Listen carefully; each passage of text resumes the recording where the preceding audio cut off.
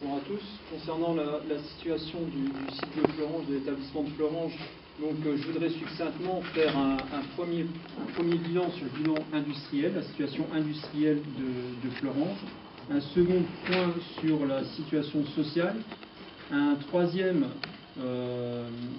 point pour voir la situation en fait via la commission de suivi de l'accord trouvé entre le groupe et le gouvernement, et proposer en tous les cas quelques alternatives. Donc c'est pas le tout de dénoncer ce qui est dénonçable, mais aussi de proposer, être force de proposition pour proposer d'autres alternatives à notre monde. Donc sur la situation industrielle, vous n'êtes pas sans savoir qu'aujourd'hui nous sommes amputés de notre filière liquide, qui a entraîné, bien évidemment, on a souvent eu l'opportunité de le dire, une incohérence industrielle totale sur le plan industriel qui a été mis en place. Bien évidemment, aujourd'hui, nous sommes tributaires en fait de la brame qui nous vient de Dunkerque pour que cette brame soit transformée ici sur le site de Fleuranges. Donc, on l'a dénoncé au préalable, bien évidemment, mais aujourd'hui, il y a des conséquences qui sont dramatiques, qui sont très inquiétantes, du fait de gros problèmes de qualité. Il faut savoir que les bovines qui sortent du train à chaud ont des gros problèmes de qualité et qui ne peuvent être, en tous les cas, laminés, j'ai envie de dire, en bonne et due forme et produire un produit de qualité à la demande de nos clients. Il faut savoir, donc, comme je disais, des grosses pertes de production parce que ces problèmes de qualité ou de logistique entraînent en fait des postes creux, donc un effet goulot qui fait que, grosso modo, vu que chaque entité est tributaire l'une de l'autre, on est toujours en attente de métal. Voilà. Donc, comme je disais, on a souvent eu l'opportunité de montrer la cohérence du plan industriel que Mittal a mis en place sur Fleuranges, mais aujourd'hui, il y a vraiment un gros souci, car on peine à répondre à la demande à hauteur des capacités qui sont présentes, car on a des gros problèmes de qualité. Au-delà de ça, on a toujours des problèmes de logistique. Ça aussi, c'est extrêmement compliqué parce qu'il faut savoir que si on a un problème de logistique en amont, bien évidemment, c'est tout l'aval qui en répercute les conséquences. Et au bout du bout, on nous fait perdre, enfin, en tous les cas, notre prestige et notre notoriété. Socialement, la suppression de la filière liquide, enfin, la mise sous cocon de la filière liquide a entraîné la suppression de 629 emplois et 140 de chez Geport. Donc là, je cible uniquement ça pour la population ArcelorMittal.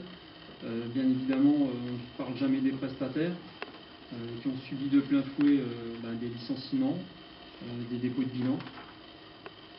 On ne parle pas des ruptures conventionnelles qui s'orchestrent au sein même du groupe pour camoufler aussi les licenciements, parce que bien évidemment Mittal se gargarise de dire qu'il a replacé l'ensemble, on reviendra là-dessus, il a replacé l'ensemble du personnel impacté par la fermeture de la filière liquide. Et il faut savoir que nous sommes soumis à une gestion prévisionnelle des compétences qui fait que parfois il y a des emplois supprimés au fil de l'eau, et ces emplois supprimés, il met en place des ruptures conventionnelles pour les supprimer en bonne et due forme. Bien évidemment, il y a eu des baisses de revenus parce que certains salariés de la filière liquide ont changé de régime de travail. Donc par le fait de ce régime de travail, donc, ils ont perdu du salaire. Des reconversions drastiques avec des risques psychosociaux qui sont loin d'être négligeables, souvent très alarmants, très alertants. Concernant le reclassement, donc, je vous cite, à la date du CE du 23 septembre, il restait encore 12 salariés non reclassés, 32 en attente d'une situation stable. Donc ça, c'est factuel, hein, c'est ce qui est dit en CE. Hein. Donc la communication qui est faite hors instance représentative est fausse, hein, et n'est pas fondée, car, comme je le répète, Mittal se gargarise, et le groupe se gargarise d'avoir reclassé l'ensemble de la population impactée par la fermeture de la filière liquide. C'est foutaise, c'est faux. Il reste 12 salariés non reclassés, 32 en attente d'une situation stable, c'est-à-dire, grosso modo, qui n'ont pas signé de mutation définitive. Pour information, 600 salariés ont plus de 57 ans. Ça, c'est ce que relève le bilan social de notre établissement. à savoir que l'intérim explose. On a pas des entités, des services où on a à hauteur de 75% des intérimaires qui travaillent. Donc c'est en plus sur des services très stratégiques comme le service front. Donc c'est exorbitant. Et 550 salariés qui partiront fin 2016 en retraite. Combien par an? Combien? 550 salariés. Fin 2016. Et le chiffre global, c'est sur un chiffre de salariés qui est de l'ordre aujourd'hui de 2200 salariés.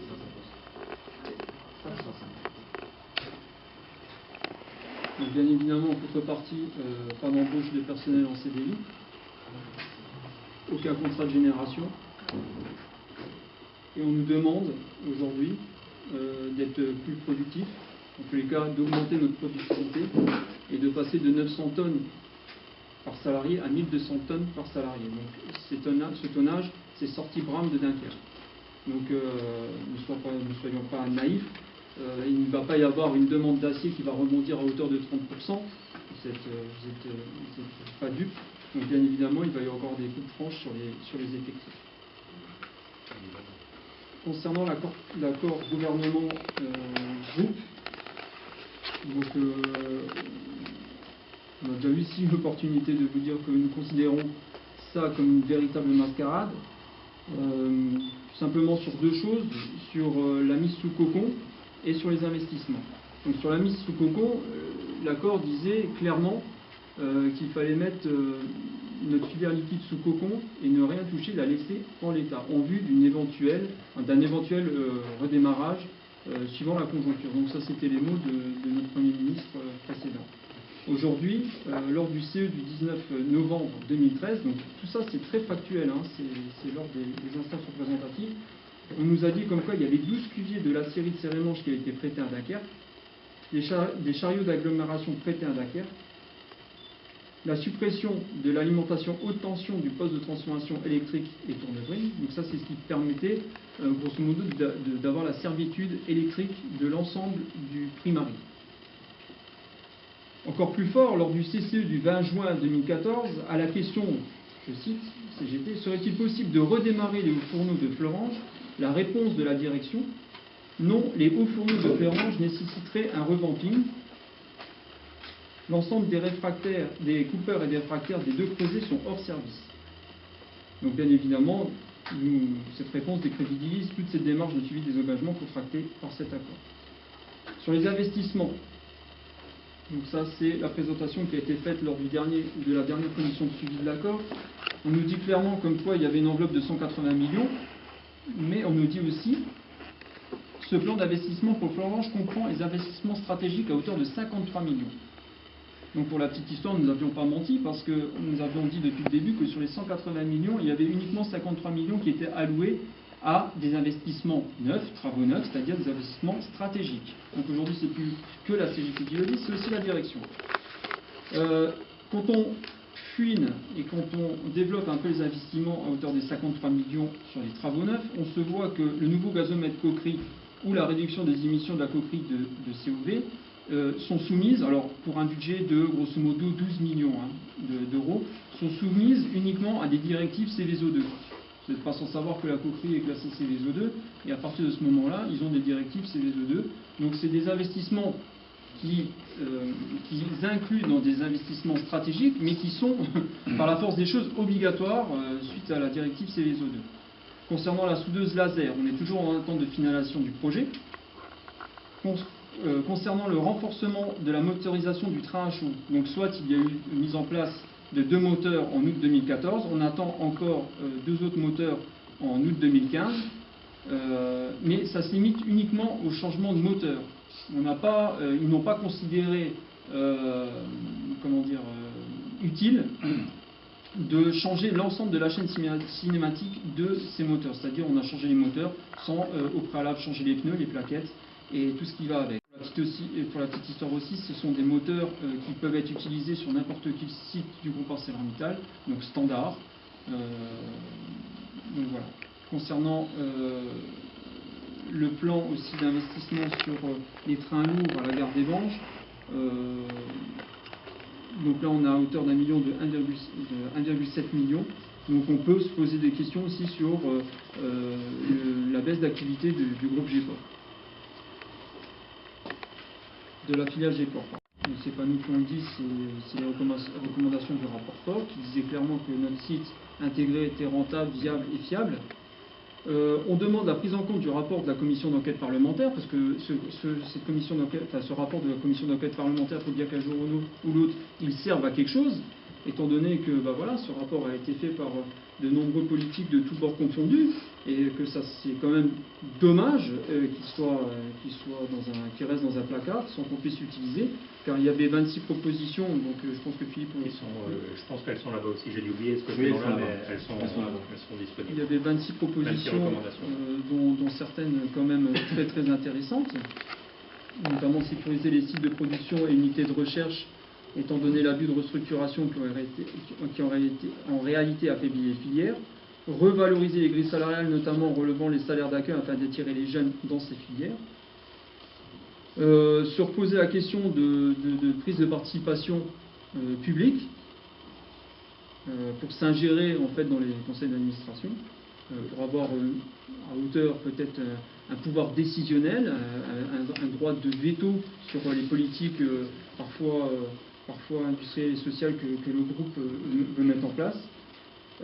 Pour la petite histoire aussi, tant qu'on est dans les chiffres, le CICE, donc on nous demande de plus en plus d'être compétitif. Il faut savoir que Mittal, la société, a obtenu 6 millions d'euros, toujours sans contrepartie, qui a utilisé uniquement pour graisser le cash flow, c'est-à-dire le cash flow, on parle en anglais aussi avec Mittal. Donc c'est le bénéfice net. Donc tout ça pourrait être ensuite redistribué, dans les cas une partie aux actionnaires. Donc voilà, le but de la conférence de presse aussi, c'est bien évidemment c'était de faire un bilan, alors j'ai été très rapide, mais faire un bilan assez succinct de la situation, comme je l'ai dit, industriel, social, et l'accord, et faire un bilan sur l'accord entre le gouvernement et le groupe, mais c'est aussi être force de proposition et travailler sur des convergences qui ne se limitent pas uniquement à des convergences revendicatives, mais qui doivent aller au-delà de ça, c'est-à-dire des convergences industrielles. Parce que vous n'êtes pas sans savoir que chaque représentant en fait, d'entreprises qui sont ici présentes aujourd'hui se limite uniquement à transformer de l'acier. Sur le sol lorrain, on ne produit plus d'acier, on le transforme. Chacun dans son site est tributaire en fait, de l'acier qu'il transforme. Voilà. Et quand je vois Tata, ça prouve quand même une incohérence, elle en parlera mieux que moi, mais ça prouve quand même une incohérence industrielle qui est quand même pas, qui est pitoyable. Je veux dire, eux, leurs blooms viennent d'Angleterre, nous, notre métal vient de Dunkerque, alors qu'on avait des capacités suffisantes et nécessaires pour répondre à la demande de tout le monde.